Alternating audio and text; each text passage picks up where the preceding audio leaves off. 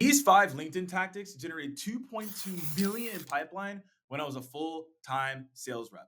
No cold calling, no spam, no paid ads. This isn't a get rich quick scheme.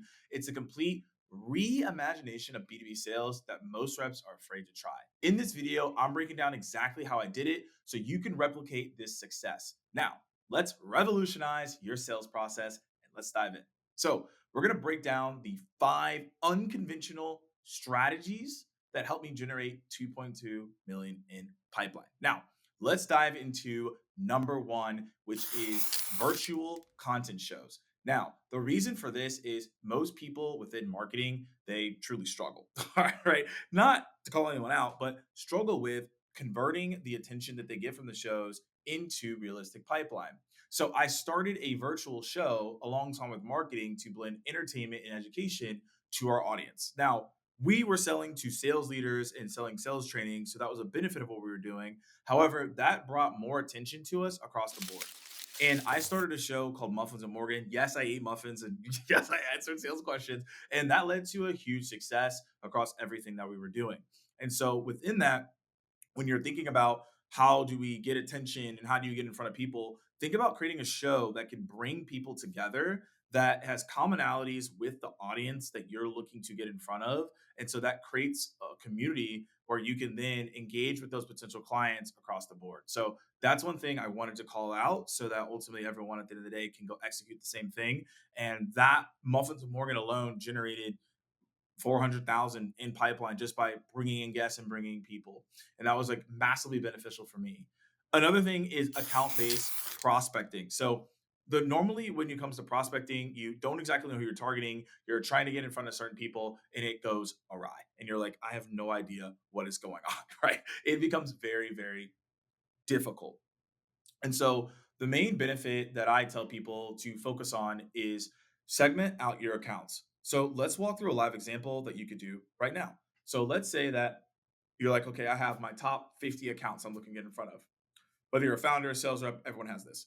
So what I would do is break down out of these top 5 or top 50 accounts that I'm looking to target, how do I go in and target certain personas that would actually lead to higher conversion? So, if you have already in your CRM a database of people, you could look at your past 6 months of deals that you've closed and find which personas actually resonated with us, who wanted to talk to us, who wanted to have conversations.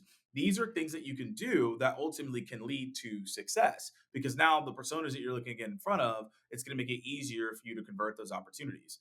Another thing that you can do inside of this entire thing of account based prospecting is find who your competitors also have as customers already.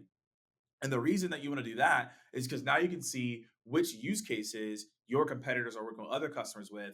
And now I would target people similar to that profile. So, for example, you can go look at the case studies on a website, and then I would actually go take those case studies on a website and look them up on LinkedIn and say, okay, this company is in manufacturing and they're in Chicago and they have 500 plus employees. So this looks like it was a strong use case on my competitor's website. So what I would do is actually take that use case and then create more people that generate more opportunities I can reach out to because you already know that that industry and field is somewhat interested because they already saw results. So now it's easier on your life to go in front of those people and go prospect them. So when it comes to the account-based prospecting, it's just being ultimately more strategic and not spraying and praying. That's where most reps go wrong. Is they're just like, well, I'm just going to spray and pray. I'm just going to reach out to everyone. I'm like, well, that's not what you want to do. The way that I went about it was saying, okay, I looked at all the different sales training companies that were out there. I saw who they worked with, and then I said, okay, these are the different fields I need to go after, which was cybersecurity, HR tech, and companies in Europe. And that's how I started building my book of business within the company that led to the amount of pipeline that I had. And then I closed the pipeline from there, obviously, as well. That was like millions of dollars too. So that's like the key thing that you want to do there with account based prospecting and go find those opportunities that are low hanging fruit. Now, let's go to tactic number 3, which everyone talks about this, which is AI personalized emails. Now, when it comes to Allen Iverson, I like to call it Allen Iverson because I feel like everyone gets crossed up when they talk about AI. So I just call it Allen Iverson. But all jokes aside, the biggest obstacle you're going to see with AI is it can become very complicated and you can go down a rabbit hole. I don't know about y'all, but I've been in Chat GPT before, and I'm like, I have actually no idea what is going on, and I'm in a rabbit hole. And then Chat GPT is like, you used all your time for today, and I'm like, great, because I don't really know where I was going. So the thing is, how do you use AI as a seller or as a founder looking to sell? How do you actually do this to generate more revenue and pipeline?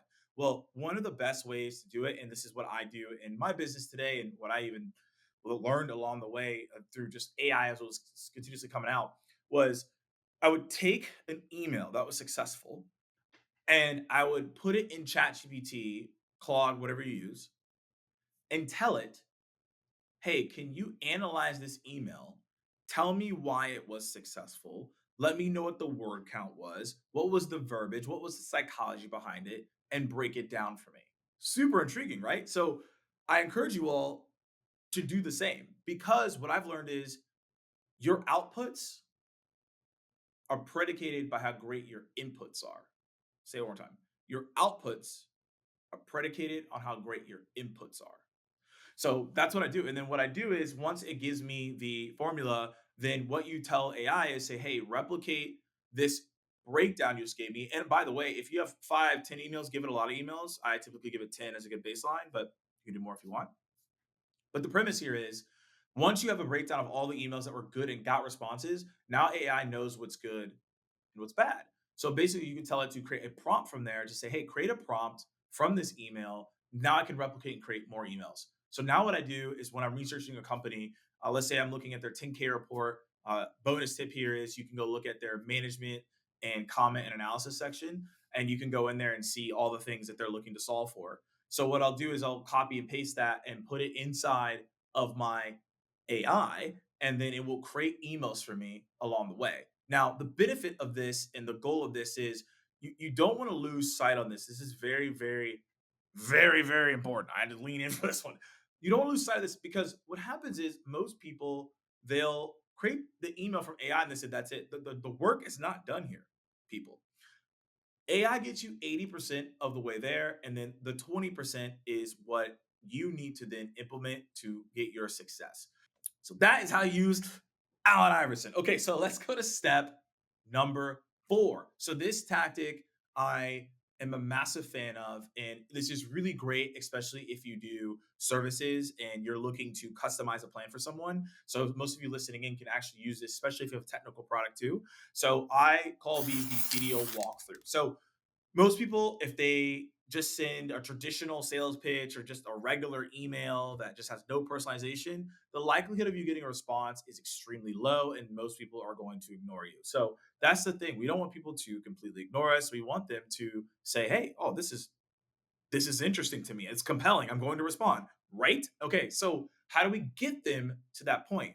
Video walkthroughs. This is a very simple thing for you to do. So you can reach out to, let's say you're selling to IT, a CMO, a CRO. It doesn't inherently matter. You reach out and say, hey, whatever their name is, let's say it's Bobby. Hey, Bobby, was looking at your website and I noticed that you're hiring a couple of account executives and people in sales enablement. And I was curious to see if you'd be open to see my plan on how we skill up reps as they get onboarded. Care to see a video? That's it. So the thing is, we want them to opt in to see the video. So they're like, yeah, Morgan, send me the video. Okay, cool. So what I do is I do a walkthrough on how we would do that. Now, the goal here is not to give all the nuts and bolts, but it's just to give a little teaser. I like to call this the movie trailer. So that you're creating a video walkthrough of how you would potentially help the client without giving everything away. Now, they could try to take that and execute, but the thing is, the reason why, I always talks about this a lot, the reason why people invest into you is they're investing into the implementation and the execution of what you are doing at the end of the day. So, with that being said, that's why we want to give them a tease of it. So it could be a walkthrough and say, "Hey, here's how we think about this. Here's our framework," but you don't really tell them the execution. See where I'm going with this? Is that you want to give them ideas and screen share. Hey, here's my idea. Here's my concept. This could be a quick 2, 3 minute video, nothing too crazy. because they've opted in to see it. So I've done this before to walk through, hey, I see you're hiring these people. I've seen this scenario before. This is how it would go. And they're more opt in to actually reply to me and actually willing to work with me as well, which is super cool. So again, the video walkthroughs, you want to ask them to say, hey, are you open to seeing this video? You walk through a service of like, hey, this is how we do it, but not everything. But you give them a little teaser. Hey, this is how we've seen similar clients like yourself. This is how we worked it. And so you go from there, and then people are willing to hear you out.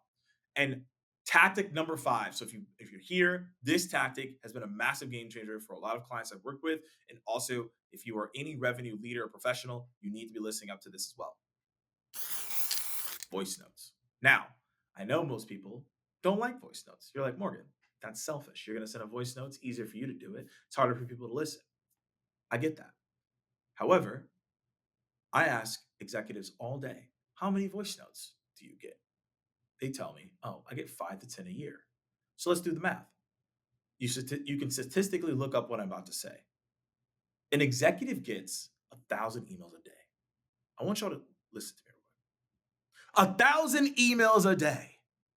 They get 200, 100, no, they get 100 to 200 sales emails a day. 5 to 10 voice notes a year. Guess what I'm gonna pick? The 5 to 10 voice notes that most people aren't doing. So when you do a voice note, the key way to stand out is to follow my framework called the 10, 30, 10. If you follow this, you will be successful. Now, if you decide to go over this amount or do something different, you didn't hear this from me. You heard it from someone else somewhere else in another planet. Okay. You didn't hear it from Morgan J.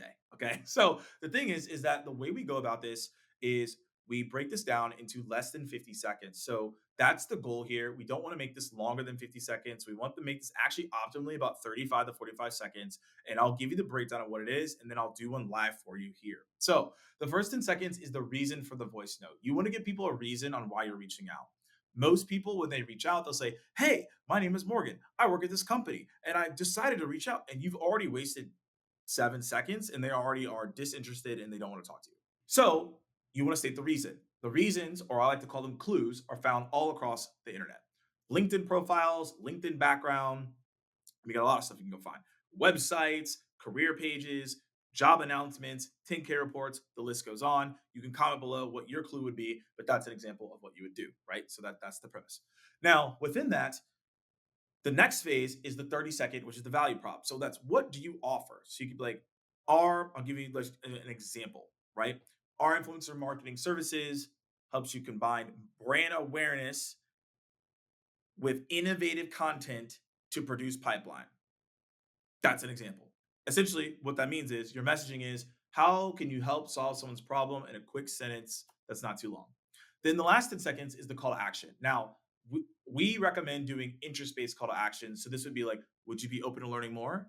Are you opposed to taking a meeting? Are you interested in a deeper dialogue? Goal here is, as you can hear me, is I want to get them to say, oh, yeah, I'd be interested in a deeper dialogue. Yes, easier to say yes than agree to a time. And then we can figure out time from there. What we found is if I directly say, hey, do you have 30 minutes? Too direct, people get defensive, they don't want to answer you, and you have less responses. So that's the 10 30 10. So if we were to bring that all together, my voice note would sound like this. Hi, Bobby. The reason for my voice note is I was browsing your website and I noticed that you're hiring sales reps on your team. And inside of that, it said that they're looking to self-source their own pipeline. And I was curious, how exactly are you setting your team up for that? Our virtual boot camp that we've been running with companies helps them produce more pipeline with a proven framework we have for LinkedIn that's been 2xing their opportunities with companies similar in your space.